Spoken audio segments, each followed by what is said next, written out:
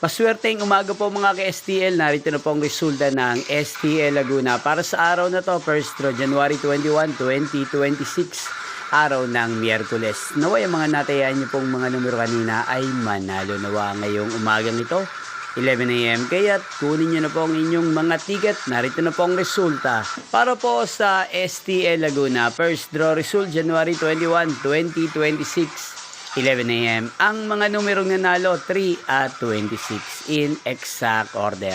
Sa lahat po ng tumaya kanina sa STL Laguna para sa first draw ng 3 at 26, congrats po sa inyo.